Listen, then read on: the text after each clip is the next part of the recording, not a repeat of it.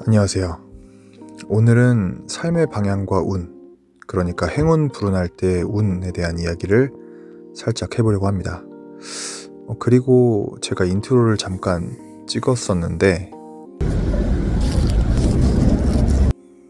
들어보시는 것처럼 잡음이 너무 심해서 인트로는 나레이션으로 한번 넣어봤습니다.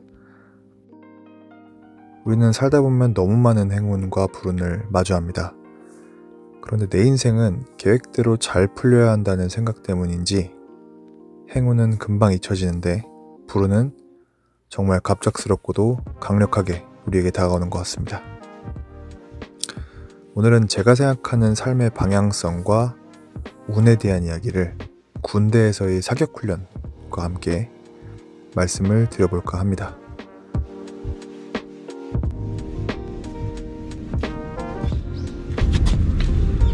군에서 사격훈련을 하면은 사격훈련을 두 가지 종류로 나눠서 했습니다.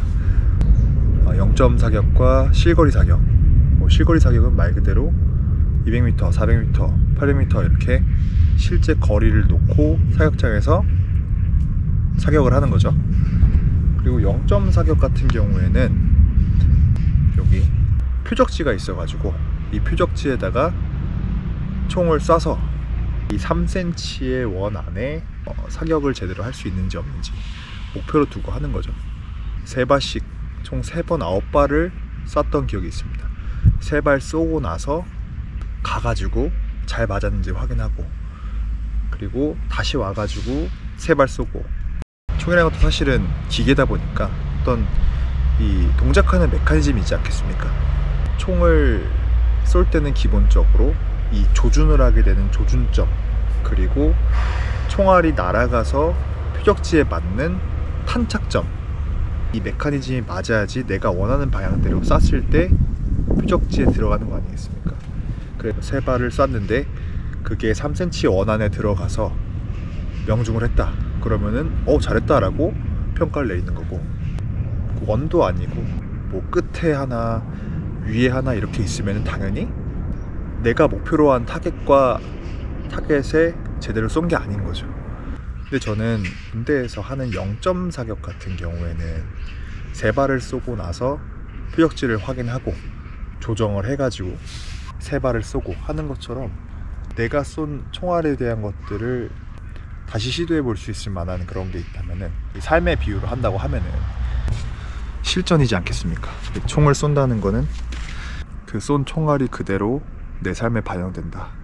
표적지 안에서 내가 생각하는 목표, 방향을 3cm의 원이라고 놓고 본다면은 우리는 그 방향을 위해서 하루하루를 보내죠. 그 보내는 하루, 순간들, 경험 이런 것들을 저는 한 발씩 쏘는 총알이라고 생각을 합니다. 그러니까 총알이 날아가서 표적지에 들어가는 탄착점이 뭉쳐 있는데 가운데 이 원 안에 들어가지 않는 경우가 있거든요. 총은 잘 쐈어. 근데 내가 원래 원하던 목표와는 다르게 제 이상한 곳에 총알이 모일 수 있다는 거죠.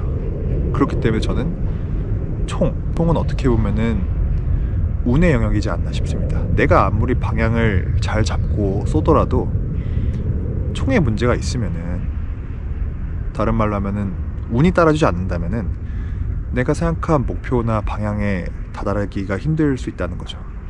아우 다리야. 근데 우리는 어쩌면 이 표적지 안에, 이 동그라미 안에 들어가야 되는 이 목표가 마치 정답인 것처럼 생각을 하곤 합니다.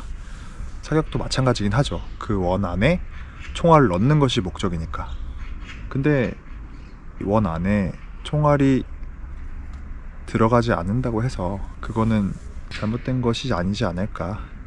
우리는 그저 우리가 처음에 생각한 목표, 이 원 안에 들어가지 않더라도 같은 방향으로만 총을 쏠 수 있다면, 표적지의 끝에 가 있건 가운데 원 안에 들어가던 표적지라는 공간 안에 내 총알이 모일 수만 있다면은 그거 자체로도 하나의 길이 될 수 있지 않을까 싶습니다. 자, 그럼 너는 한 방향으로 총을 잘 쏘고 있느냐? 전혀 그렇지 않죠. 저야말로 총을 5만 군데 다 쏘고 있는 사람 중에 한 명입니다. 맨날 이것저것 해보려고 하고 쉽게 포기하고 쉽게 때려치우고 다시 다른 거 해보고 인생에서 여러 가지 일들을 겪으면서 저야말로 중구난방으로 총을 쏴왔지만 행운과 불운이라는 것이 존재한다는 것을 인지하고 지금이라도 최대한 총알이 모일 수 있도록 노력해야 되지 않나라는 생각을 들었습니다. 어떻게 보면은 자기 합리화와 자기 위안을 세게 하고 있다는 거겠죠.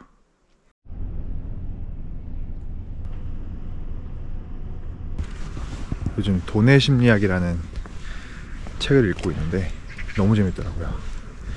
이 돈을 버는 것도 어떻게 보면 다 운과 타이밍의 영역이다, 이런 내용이었는데, 경제적으로 부를 이룬 많은 사람들의 경우에 그런 사람들을 볼 때 사람들은 마치 그 사람들의 방식으로 하면은 부를 얻을 수 있다라고 정답 있는 것처럼 얘기를 합니다.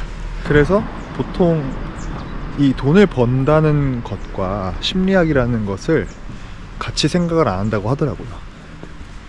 이 책에서는 그렇게 얘기합니다.